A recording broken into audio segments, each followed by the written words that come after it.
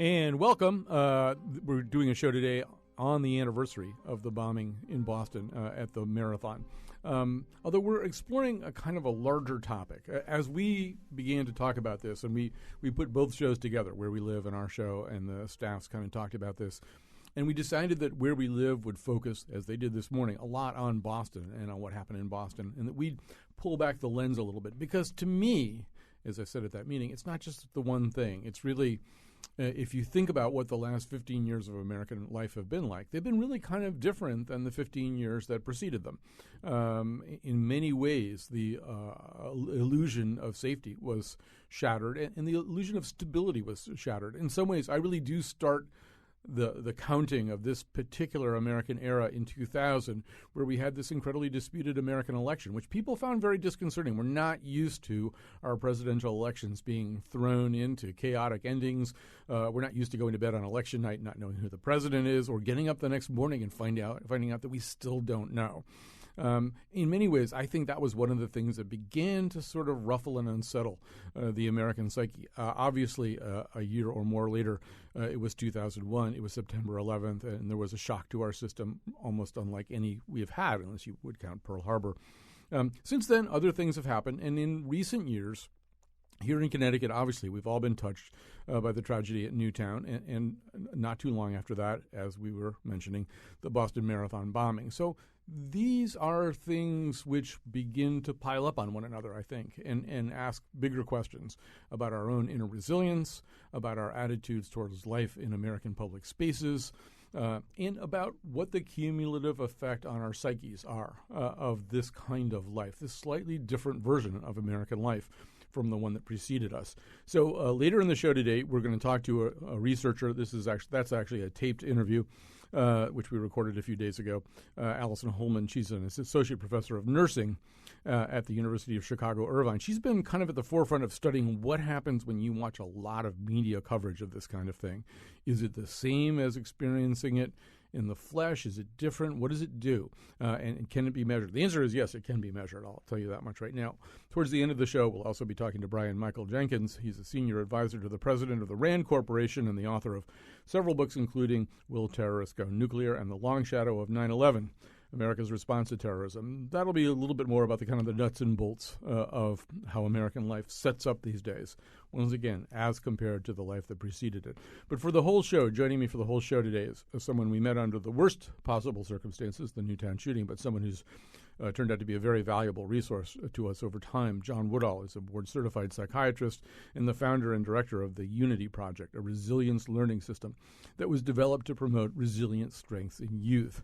So, John, you and I are going to be talking about a lot of these things. We've talked about different versions of them in the past, but maybe the way to begin, and I should also say we're live here in the afternoon if people have their own comments and questions about this. The number is 860-275-7266. 860-275-7266. There are places in the world where one senses, anyway, that there are acts of violence that occur with such frequency that explosions happen, glass is shattered, and a day or so later, shopkeepers and cafe owners are sweeping up the glass and righting the cafe tables and kind of attempting to get on with life. That's not the way the United States is. On the other hand, I don't think we can discount the fact that, as I said, over the last 13 or 14 years, American life feels a little less stable than maybe it did in the years that preceded us. Would you, first of all, agree with that? I absolutely agree with it. I think I'm very grateful that you framed the question in that way, because I think you're right. If we become too focused on one event, we lose the forest for the trees. But I think there's a large historic process going on that we need to be sensitive to, that's shaking the very idea of what it means to be an American, what it means to be a citizen in a democracy. And so these are framing it the way you did, I think, is exactly the right beginning. So then the question becomes, what kinds of resources do we develop for that? It's not, I mean, in fact, I think for a long time prior to 9/11, there was this sense that these things happened someplace else. They don't happen here. And then on September 11th, 2001, they happened here. So does that argue for developing different inner resources, different networks of resources? I know that you're very wary of turning an entire population into patients of some kind. Well, exactly. I can give a little story. Sure. Something that happened after 9/11. The city of New York gave me a call. Well, not the city, but a couple of commissioners in the mayor's office gave me a call to ask that question. What do we do with all the kids in the city after this horrible event? Do we put them all in therapy? Do we refer them to the mental health care system? And my first comment to them was absolutely not. Do not turn the kids of the city into patients. First of all, the mental health system couldn't accommodate it anyway. It's already a broken system. But also, we're not patients. We're not mentally ill just because we've suffered or just because we're confused. This isn't a mental illness. This is the stuff of life. This is what life hands us. So let's not pigeonhole a profoundly human experience that's very complex and pigeonhole it into a mental health rubric. So then the question became, well, what is it then? Well, how do we view this thing? And if you got a couple minutes, I can explain what I said to them. We got that time. Well, I said, well, let's just begin with the experience of suffering. When we experience something terrible, whether it's a veteran, having had the opportunity to work with veterans in trauma clinics or people in Bosnia or people who'd experienced the collapse of the buildings in 9/11, it shakes us in very primordial ways. And the natural instinctual responses are the thing we've all heard about, that fight or flight response, where our brainstem gets activated and we become filled with adrenaline, which activates one of two survival emotions. And this is really an important point. Two survival emotions of fear or anger. And we all have a propensity for one maybe over the other. We all are capable of both of those feelings, but maybe we fall on a spectrum more towards one or the other. But if I could just develop this idea a little bit, it's not just that this fear takes over our emotions, obviously, but it also captures and enslaves, you could say, the way we think. If you're angry, you only think of things that will justify being angry. If you had an argument with someone, and they say something that gets you upset, then everything they say after that is proof to you how evil they are. Or if you're in a laughing jag, everything you experience is just hilarious.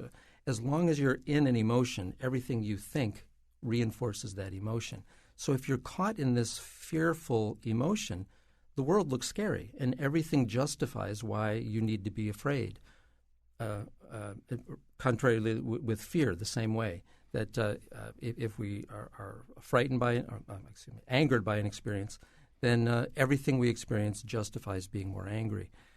This turns into patterns of thinking that we identify with over time. And this is the point I made to the folks in New York that I think is relevant to the discussion about Boston as well, is that we live in a scary time. We're constantly being undermined. Our sense of security is being undermined constantly. What's going on in Russia, what's going on, the shooting at the synagogue the other day, or at the Senior Citizen Center.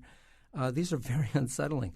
So we're in a constant state of hyperarousal, the psychiatrists call it, a constant state of fight or flight, where the world is being perceived through these lenses of fear and anger.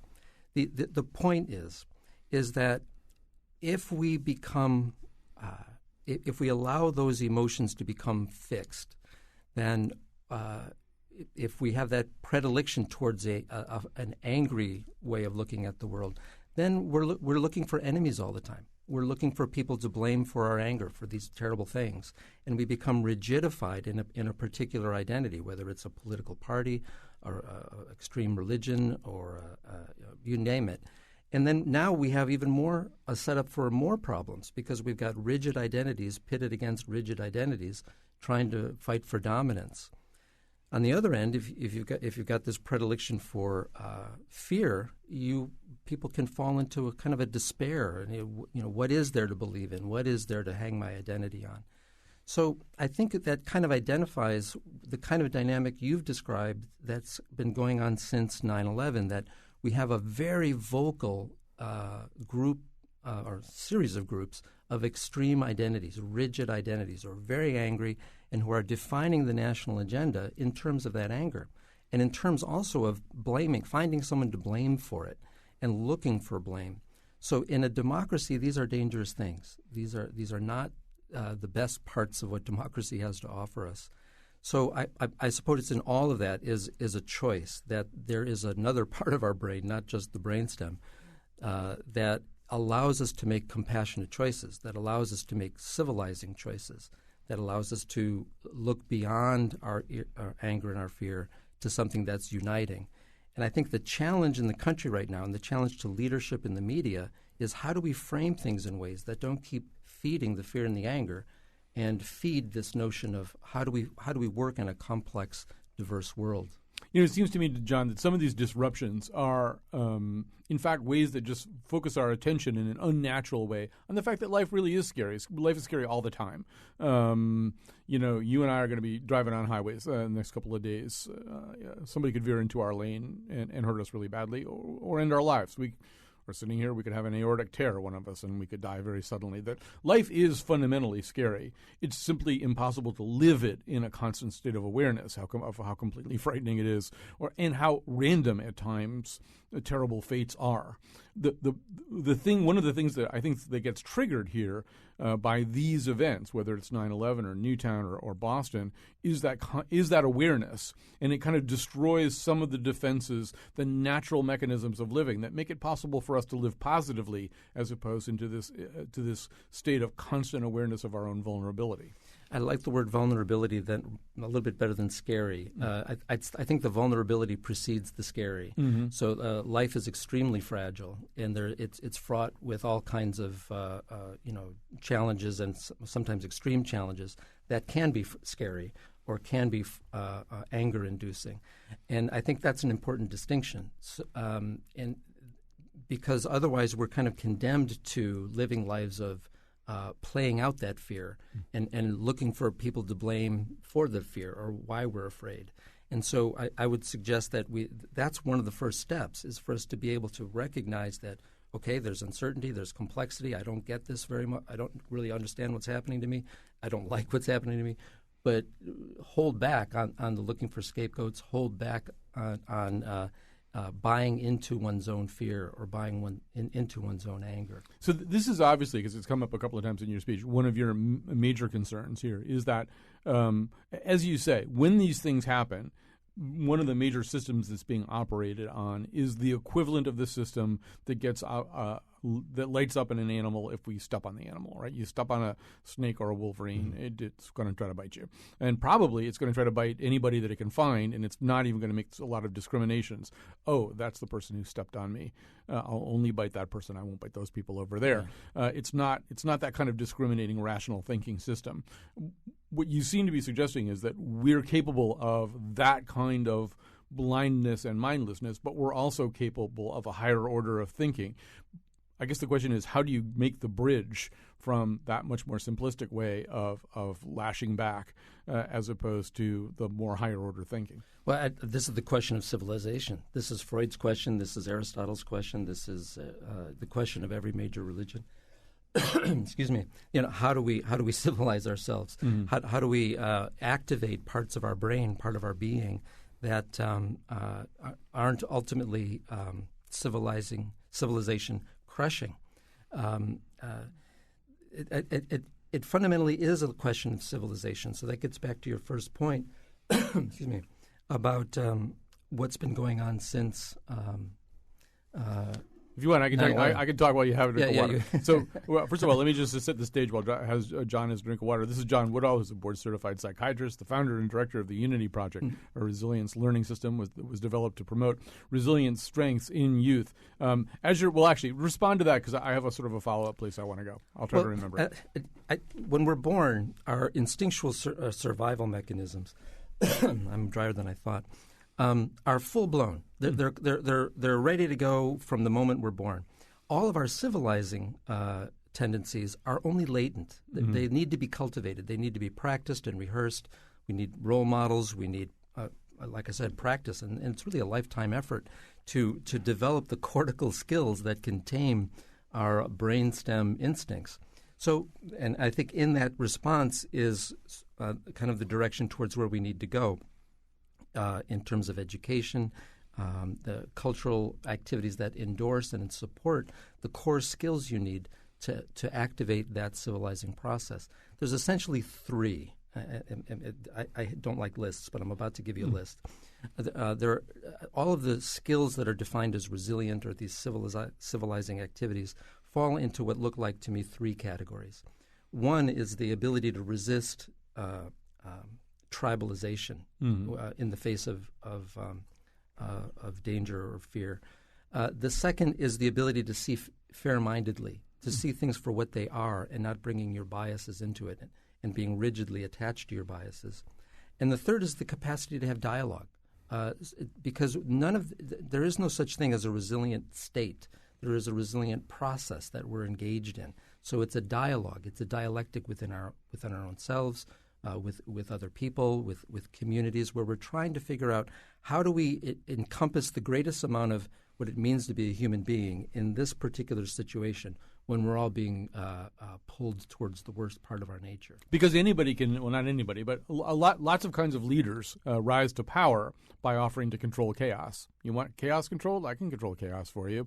The question is that resilience or is that something else? Well, I call it the Hitler test. There's a lot of different definitions of resilience, and to me, they all fail if they don't pass the Hitler test. If you use most of the definitions of resilience, Hitler was resilient. In the Nazi Party, the Nazis were resilient because they sprang back from a great adversity. They were able to mobilize great resources and develop relationships amongst themselves to accomplish goals, but towards terrible ends. So this gets back to that first point that there is fundamentally an issue of identity when we suffer. What will we allow our suffering to make us smaller or larger? And the challenge in a world that is so pulled by global forces is how do we resist these tendencies towards extreme ideology, extreme religious notions, extreme isolation, when the solutions demand coordinated efforts on a global scale. So as we're kind of wrapping up this segment of the conversation, I think one of the challenges that's posed right now can be almost symbolically summed up by something that happened in Boston on that day. So you have a group of people from Newtown who are running in the Boston Marathon. And I think they're doing exactly what John Woodall would have them do, which is create community, stay in a dialogue, look for positive statements that you can make, work together, work as a team, all those three things that you gave in your list. They're an outgrowth of maybe that kind of process. So there they are, running in the Boston Marathon, kind of symbolically starting to begin to maybe tip back upwards this one fallen domino. And a domino that's behind it falls on top of them. You have the bombing go off. Now, I'm guessing that you've probably worked in places of the world where that's not that uncommon, where people who are trying, in fact, to upright a fallen domino get hit by another domino. But once again, this is, I think, maybe kind of new for Americans. We're trying to follow the right model for this, and then something else happens. Talk about irony. When our friends went to Boston to run, and then the bomb went off right across the street. And today is Patriot Day, so here's this idea of a very traditionalized form of identity of America, and in Boston in particular. And here we have something again where the world reaches in, and or members from another community who don't like us have inflicted this terror on us. So it's a challenge to the thing I just said. How do we maintain a notion of our common humanity when there's people outside of our identity groups who are trying to kill us? So there's this tension that requires an application of this sense of our common humanity to a particular situation. So I think resilience is really situational. You have to be constantly balancing. How do we protect ourselves versus how do we maintain our sense of connection to others? Again, there's great examples of other communities in other countries who faced this dilemma with far worse. How much time we got? Go ahead, give us an example. Examples are good. Well, I'll give you an example of Effendi, who was a man I knew in Bosnia when I lived over there for a while after the war in the 1990s, and I was working for the State Department trying to put together a trauma response. And one of the conditions of the Dayton Accords was that the people who had been pushed out of their houses in Bosnia, the Bosnian Muslims, who'd been forced out by the Bosnian Serbs at gunpoint, and many of them raped, and horrible, just atrocities that occurred in pushing them out of their homes, one of the conditions of the peace accord was that they should be able to go back to their homes. But the people living in their homes had pushed them out at gunpoint. So now I'm working in this one town called Opatija with a man who's from Bosnia, a Bosnian Muslim man. And I said, how in the world are we ever going to get these people back to their houses without the war starting all over again? He said, well, come Saturday morning to the masjid, which is the name for a Muslim community center. I want to show you something. So gathered that morning at 7 in the morning on this Saturday morning were a group of kids from, let's say, 3 years old to 18, a whole big group of very polished, scrubbed kids in kind of tattered clothes because they're all refugees, but very neatly presented. And so I sat down, and Effendi began, and he said, children, what is the first obligation of a Muslim? Because these were all Muslim kids, European Muslims. What's the first obligation of a Muslim when we return to our homes in Bosnia? And every one of these kids said, the first obligation of a Muslim when we return to our homes in Bosnia is to forgive the people living in our houses. And I almost fell over. And then he said, what is the second obligation of a Muslim when we return to our homes in Bosnia? And in unison, because they'd obviously been practicing this, the kids said, the second obligation of a Muslim when we return to our homes in Bosnia is to ask the people living in our houses how we can help them. That we certainly don't hear that example of Islam in the West, but I didn't tell it a story about Islam as much as I wanted to make the point about leadership, and it's how a leader frames the response to the crisis that is exquisitely important. So we need leadership, and we need a media that can support these kinds of challenges. Let's raise the level of the discourse, so at least we're wondering how we can reach that goal as opposed to how do we dominate over another group or how do we squelch them or overpower them. It's like that story of Gandhi when he's confronted with the Hindu man who's suffered a horrible wrong. Members of his family have been killed. What should he do? And he says, find a Pakistani child, find a Muslim child whose parents have been killed by Hindus, and raise them as your own, but raise them as a Muslim. Right. Which is asking a lot, but I guess that's what you're saying. We have to ask ourselves. I think we have to ask ourselves more. The alternative is increased isolation and increased atomization and conflict. You mentioned the media, the kind of media that would support such a thing. We're going to talk about media in the next segment, so why don't we take a break? We'll be back with more John Woodall and more of this topic after this.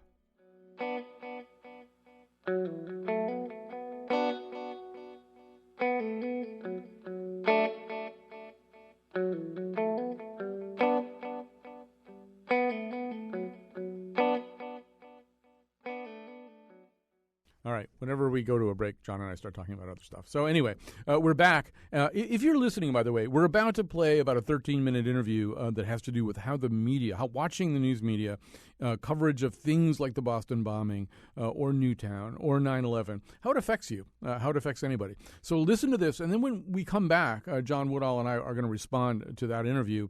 But also, we'd love to hear from you, even kind of at the level of sort of how are you doing after the last few years, or maybe after the 15 years that started in 2000. How do you think this has changed you, and how do you think it's changed American life? If those questions aren't too broad, and call up and give us specific examples. 860-275-7266. That's the number you'd be calling. 860-275-7266. So earlier this week, I think it was on Monday afternoon, we spoke to someone who, it wasn't Monday afternoon either. It was like Friday, right? It's all a blur at this point. We talked to someone who's really looked at the way we are touched and changed and affected, not by being in the presence of some of these disasters and tragedies, but simply by watching them on television, reading the newspapers, listening to the radio. There are a lot of ways to talk about an event like the Boston Marathon bombing, and there are a lot of ways to experience it too. But the way that most of us experience most of these kinds of events is through the media. We watch them on television, we listen to the radio, maybe we read newspapers, and we begin to understand them. But we understand them at some remove. And I think most people think of our experience through the media as something that's a relatively harmless thing. I mean, how much harm could come from seeing things that, yes, they upset us. You see a picture that startles you. Maybe you can't get it out of your mind for an hour or two. But how much harm can really come? How much scarring can really go on if we're just watching television? Well, actually, this turns out to be a more complicated question than you might think. And joining us now is Allison Holman, an associate professor in the program of nursing science at the University of California, at Irvine. I almost moved her several thousand miles there. So, Allison Holman, this is something you've looked at, and it turns out that we think of watching television as a pretty passive and transitory experience, but maybe not so much when you're looking at something like coverage of the Marathon bombing. Yes, and thank you for having me on. It turns out that media exposure to some of these more traumatic types of events, such as the Boston Marathon bombing or 9/11, may have, for some people, more lasting effects. And so explain how it is that you tried to study this. In our first study, post 9/11, we looked at several thousand people across the country, most of whom were indirectly exposed to the 9/11 attacks by watching the second plane hit the towers or watching the aftermath of buildings falling down live on television. And we looked at how that exposure impacted people over time. We followed them for 3 years post 9/11. And we identified in that study that the early exposures, high levels of early television exposure in the week following 9/11, and this was measured right after 9/11, that early exposure actually was associated with higher levels of post-traumatic stress type symptoms, as well as physical health problems 3 years out. After the Boston Marathon bombing occurred, we again went back out to several thousand people across the country, including a sample of roughly 850 people in Boston, 950 people in the New York area, and then roughly 3,000 people across the country. And we asked them about the types of exposures they were having through the media in the week following the Boston Marathon bombing. So we asked them about social media, we asked them about television, print, etc., radio included. And we looked at how this exposure was associated with their reports of acute stress symptoms. So they were feeling very stressed in the early aftermath of the bombings. And indeed, we found that the more hours of exposure they had to media coverage of the Boston Marathon bombings was associated with higher levels of distress. And, just an observation, which is an unscientific observation, but one thing that I would say is that another thing that's going on now is because of social media and because of the increased pace of reporting, everybody's sort of trying to report everything all at once, some of the filtering that might go on doesn't go on anymore. And I can tell you that as somebody who was trying to begin to organize our coverage of the Boston Marathon bombing, I began to look at the pictures that were just coming out pretty raw on Twitter just to see what there was and just even trying to understand what had gone on there. And I found myself seeing things, really startling visceral images that I wouldn't want someone to come upon unprepared. In fact, the next thing I did was post a warning to my own Twitter followers saying, just be very, very careful about what you click on and what you open, because the things you see may never leave your mind. And I would assume that is part of the problem. There's just a lot of coverage, and not all of it is heavily edited or filtered. Exactly, and that's, with the advent of social media, we are seeing exactly what you're describing, which is people exposed to things that have not been filtered. If you go on to some of the online newspaper or news sites, what you'll see is there'll be before a graphic image is depicted, they'll put a screen up and say, editor is telling you, if you click on this, you may get disturbed. Well, you don't see that with social media. And on top of that, we also have this thing called reality television. And I am of the opinion that we are seeing a blurring between the lines of fantasy or fiction and reality. So you may see an image that is highly disturbing and not be able to, and it's so real to you because even though it's in the media, your view is that it's very real, and it can actually create more disturbances and distress in people. And so when you look at those disturbances, you're looking, as you say, there may even be sort of physical after effects or physical symptoms, but I assume you're basically looking for some of the kinds of symptoms that we might associate with post-traumatic stress disorder or something like that, right? Right. The symptoms that we looked at in the immediate aftermath of the Boston Marathon bombings were basically what are called acute stress symptoms, which are the same kinds of symptoms that you see in post-traumatic stress. So it's when people are having having thoughts and images of the event come back into their mind when they don't want it. They're feeling kind of hypervigilant. They're feeling on edge. They're wanting to avoid thinking about or looking at things that remind them of the bombings, etc. So yes, they're like post-traumatic stress symptoms, but they're the early version of them. I would also imagine, and I don't know how possible it has been to study this, although it sounds like you really do have some of the material to study this. And I'll just put a personal attachment to it, which is that I was very immersed in the coverage of 9/11, and I did experience an acute psychological disturbance afterwards. I mean, I had real significant problems, and twice now. Just on the day of the Newtown shootings and then on the day of the Marathon bombings, for me, it quickly, the trigger was pulled very fast. It quickly reawakened all of these these same symptoms of racing heart and all kinds of kind of anxiety symptoms. And I really remember on both days thinking, am I going to be able to do this? Am I going to be able to do my job? And I would assume that each one of these kinds of events, if people consume a large amount of media coverage, they tend to build on one another.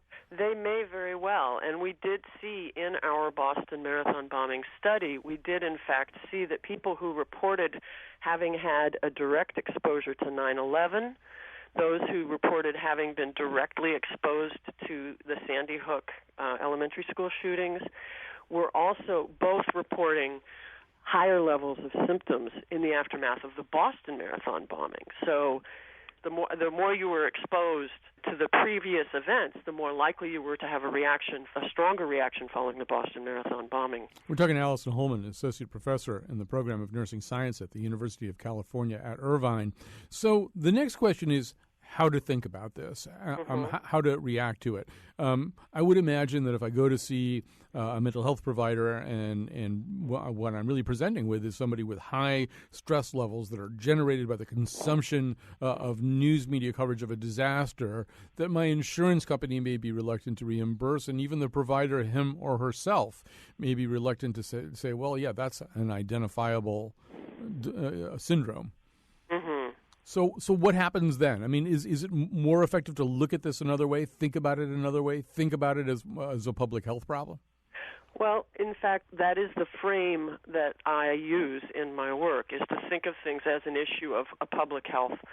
Do we want to have people exposed to lots of these kinds of images? If you look at the pattern of media exposures, the way media does things is they roll the tape of the images over and over while they're telling you a long story on television, for example.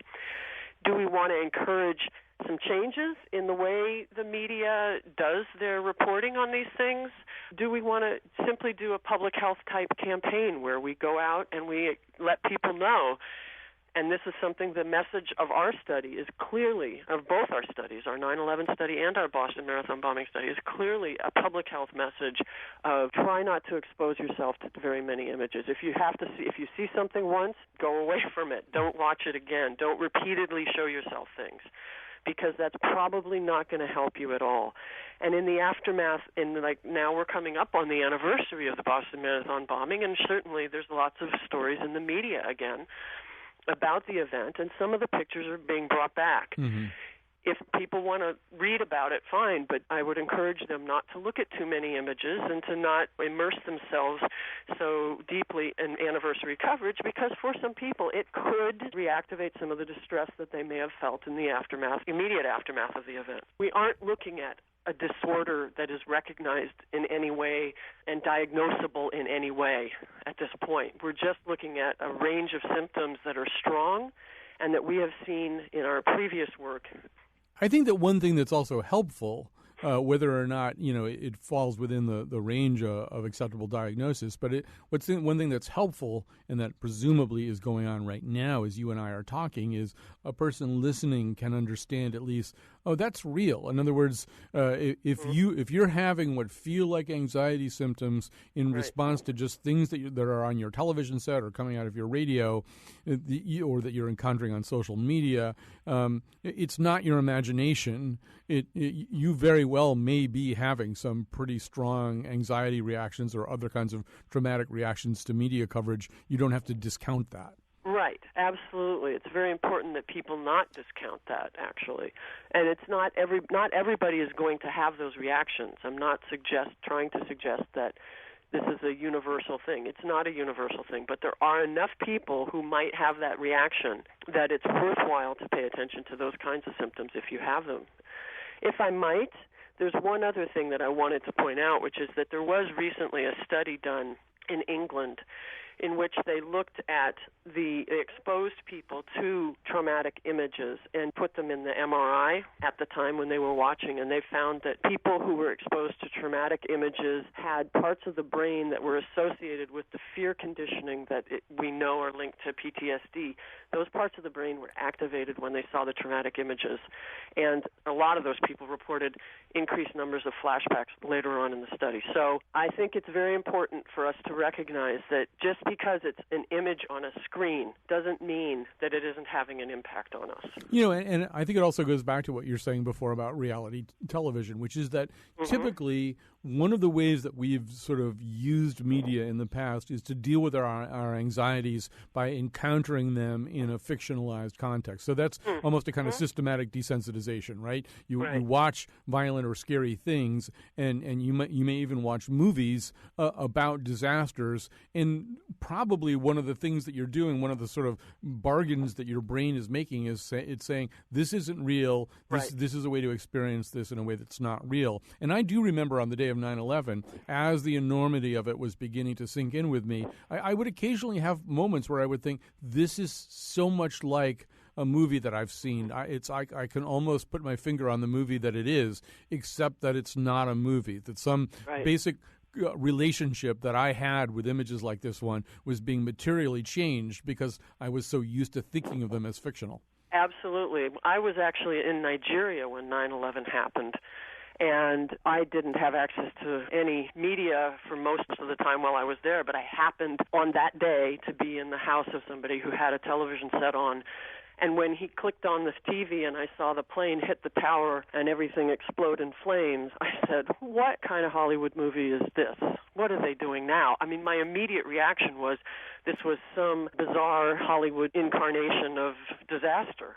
Yeah, absolutely. Alison Holman, this is fascinating research, and we do thank you for taking the time to be with us. Alison Holman, an associate professor in the program of nursing science at the University of California at Irvine. She is doing research into the way, in fact, media coverage of traumatic events actually affects our psyches.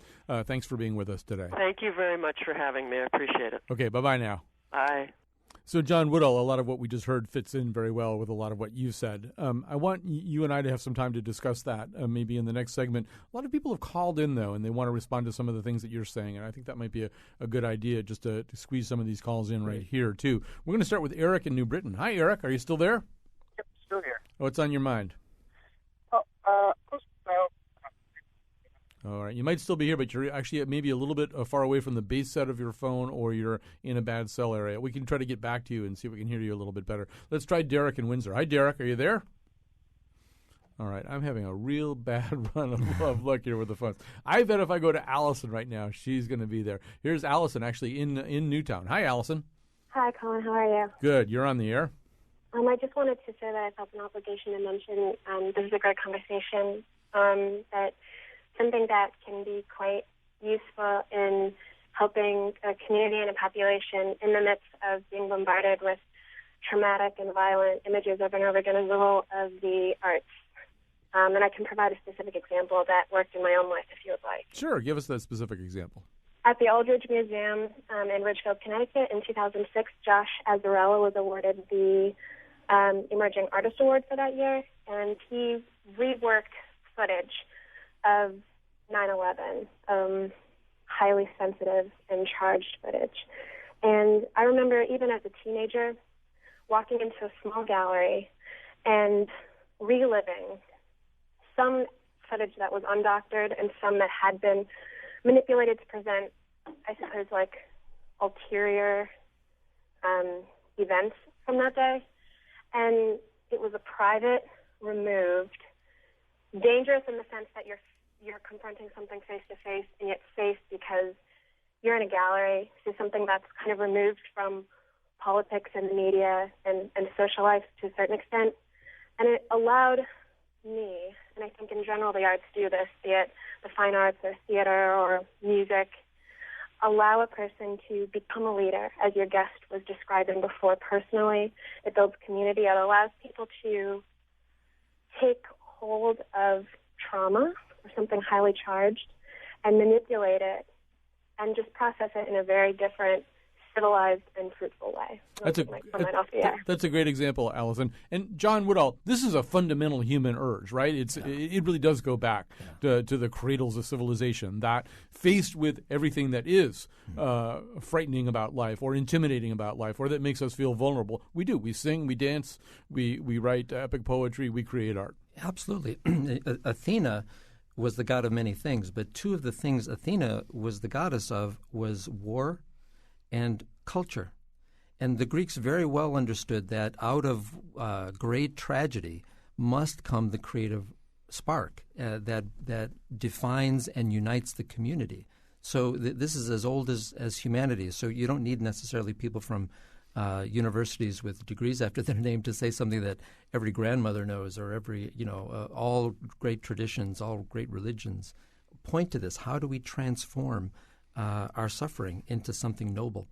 In fact, I'm so glad Allison called, because I absolutely agree with her point about the arts. In fact, in New York City, what we did after 9/11 with this meeting of these various commissioners who asked me, should we have all the kids go to therapy? I said, no, what we should do is create a citywide arts program that promotes this choice, that we can turn away from our anger and our fear and our rigidity and extremism and choose compassion.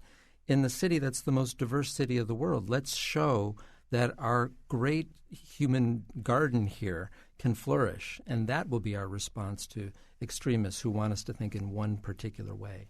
I think also a lot of art is about anxiety anyway. I mean, and even children's art is about anxiety. This is one of the things Bruno Bettelheim argues in Uses of Enchantment. Why are fairy tales, the real primal fairy tales, not the Disney versions of them, why are they so incredibly scary and violent? And Bettelheim says, because those are childhood anxieties. What if my mother died? What would happen to me? What if my mother died and my father married somebody really horrible? What if somebody I really trust right now for my safety and sustenance turned into a really ugly, horrible person and stop treating me that way? That's why we tell those stories, so that they can live those stories out. We're going to take a quick break. We'll come back with more John Woodall. We've got an interesting call here on the line, also connected to Newtown a bit. We're talking in general about how we respond in an age when some of the safety and stability that we took for granted seems more imperiled.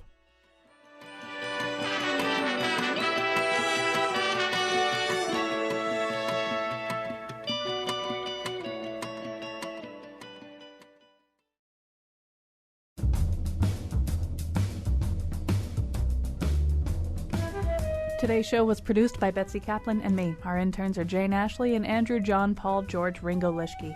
Greg Hill tweets for us at WNPR Colin. Katie Tolarski is our executive producer and birthday girl. The part of Bill Curry was therefore played by Katie Tolarski. For show pages, articles, and videos of the Faith Middleton show staff practicing their silly walks, visit our website, WNPR.org.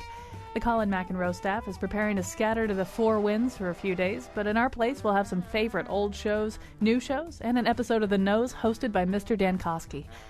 And now, back to Colin. Yes, that's all in the time ahead. And because we had so many interesting calls, and because also John Woodall and I have a lot of things to say, we actually asked if one of our other guests, Brian Michael Jenkins from the RAND Corporation, could join us another day. I think we have almost enough time to finish up what we're talking about right now. Before we grab this call, though, John, I want to kind of analogize between two things. One of them is, earlier in the show, you talked about resilience and then the Hitler test. The idea being that you could create what looked like a resilient society using the methods of Hitler, but it wouldn't really be a resilient society. It would be a society that substituted oppression and scapegoating for fear and chaos. So that's not real resilience.